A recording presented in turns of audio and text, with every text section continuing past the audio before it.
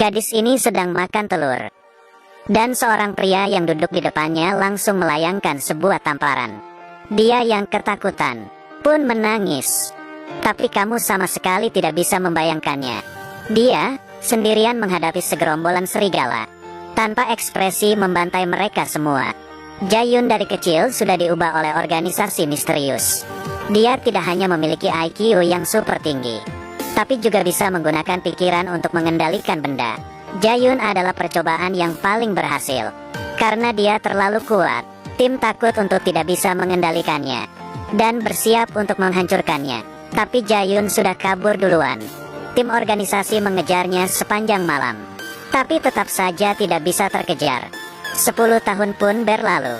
Jae-yun diadopsi oleh pasangan petani yang baik hati dan menjadi anak petani seperti orang biasa. Ia juga lupa dengan kejadian 10 tahun yang lalu. Terkadang kepalanya bisa tiba-tiba terasa sangat sakit, tapi hal yang menakutkan tetap datang. Tim organisasi akhirnya menemukannya. Nobleman bertanya apakah dia masih ingat dengan dirinya. Saat itu Jae-yun kebingungan. Dia tidak ingat sama sekali. Nobleman mengira dia berpura-pura dan langsung melemparkan tamparan. Jae-yun kaget dan ketakutan. Dia melihat Nobleman dan tiba-tiba keluar air mata dari matanya. Nobleman saat itu mengetahui gadis di depannya benaran hilang ingatan. Ternyata sebelumnya Jae-yun mengikuti sebuah acara. Hal ini membuat profesor menemuinya. Jae-yun yang pulang ke rumah menonton acara perlombaannya bersama orang tuanya.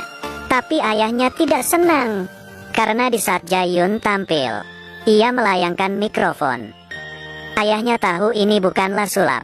Dia dari kecil sudah memiliki kemampuan. Dia khawatir anaknya bisa dilukai orang jahat. Kepalanya yang sangat sakit membuat Jae-yun terbangun. Di saat dia berjalan keluar dari kamar, sebuah pistol mengarah ke kepalanya. Sahabatnya juga sudah menjadi tahanan. Seorang pria dengan bekas luka muncul. Dia bertanya Jae-yun apakah dia seorang penyihir. Ternyata mereka adalah tim organisasi misterius. Jae-yun tidak berhentinya menjelaskan, dirinya bukanlah orang yang mereka cari. Pria itu langsung menyuruh bawahannya untuk melukai leher sahabatnya. Saat itu pandangan Jae-yun langsung berubah. Dengan satu gerakan dia langsung merebut pistol. 1 tembakan, 2 tembakan, 3 tembakan. 1 tembakan membunuh 1 orang. Berbeda sekali dengan dirinya yang tadi sangat lemah. Saat itu Nobleman muncul. Dia memperingati Jae-yun. Jika tidak pergi dengannya, dia akan membunuh orang tuanya. Dia mengatakan asal mula luka di kepalanya muncul. Ini adalah perbuatanmu di saat itu. Tapi Jae-yun sama sekali tidak mengingatnya. Tapi demi keamanan orang tuanya, Jae-yun hanya bisa menurutinya dan datang ke laboratorium tim. Dia diikat di atas kursi. Saat itu Jae-yun tidak bisa melakukan apa-apa. Dan profesor muncul. Dia terus menunggu hari ini datang.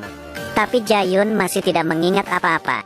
Bawahannya mengeluarkan sebuah suntikan dan menusuknya dengan kuat ke Jae-yun. Kemudian tatapan Jae-yun mulai berubah. Dia seperti mulai mengingat segalanya.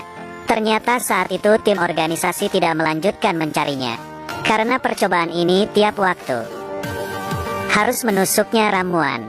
Kalau tidak dia akan meledak. Tapi Jae-yun berbeda. Dia tidak mati tapi masih hidup selama 10 tahun. Hal ini membuat profesor menjadi semangat, karena Jae-yun adalah percobaannya yang paling berhasil untuk membuatnya kembali mengingat segala hal.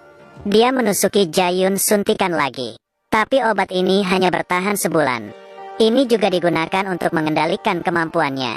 Jae-yun yang ingatannya mulai pulih menjadi berbeda dengan dirinya yang dulu. Di saat profesor menyadarinya, semua sudah terlambat. Gadis ini hanya dengan 1 pukulan langsung membunuh bawahannya. Untuk menghalanginya, profesor menyuruh bawahannya untuk mengeluarkan gas tidur. Jae-yun yang memiliki kemampuan langsung datang ke belakang profesor. Sudah lama tidak ketemu profesor. Jae-yun pun mengatakan kebenarannya kepadanya. Ternyata selama ini dia tidak lupa ingatan. Sebelumnya dokter berkata kepadanya, penyakit otaknya, jika tidak ada transplantasi sumsum tulang, dia tidak bisa hidup lebih dari sebulan. Beberapa tahun ini Jae-yun juga terus mencari mereka, tetapi tidak menemukan petunjuk. Dia hanya bisa melewati acara TV, menunjukkan kemampuannya keluar. dan membuat mereka menemukannya. Profesor baru menyadari Jae-yun yang mengerikan. Saat itu dia menembak kaki profesor dan menanyakan suntikan yang dibuatnya. Ia menarik profesor ke tempat suntikan itu diletakkan. Tiba-tiba Nobleman muncul, mengatakan dirinya lah yang paling kuat. Tapi setelah itu, langsung diserang Jae-yun ke dinding dengan hanya satu tangan. Kita sama sekali bukan di level yang sama. Nobleman ingin melawannya. Ia memegang kaki Jae-yun dan mulai menyerangnya. Tapi kecepatannya tidak sebanding dengan Jae-yun. Meski kekuatannya kuat, tapi sama sekali tidak mengenai Jae-yun. Saat itu Jae-yun menangkap Nobleman dan melemparnya ke pintu. Mereka sama sekali bukan di level yang sama. Jae-yun hanya menamparkan beberapa kali. Nobleman ingin melawannya tapi ditendang oleh Jae-yun, dan pistol diambil oleh Jae-yun. Satu tembakan mengenai kaki profesor yang ingin kabur. Di saat dia membalikkan badan, Nobleman sudah mengarahkan pistol ke kepala Jae-yun. Tapi Nobleman tidak bisa menggerakkan pistolnya, karena dia sudah dikendalikan oleh kemampuan Jae-yun. Kemudian dia pun ditembak mati oleh Jae-yun. Jae-yun menemukan obatnya, dan datang ke rumah sakit menemui ibunya yang terbaring di atas kasur. Jae-yun mengeluarkan obat. Ternyata obat ini bukan hanya bisa menolong dirinya, tapi juga bisa mengobati penyakit ibunya. Bila kamu diberikan suatu kemampuan, kamu ingin kemampuan seperti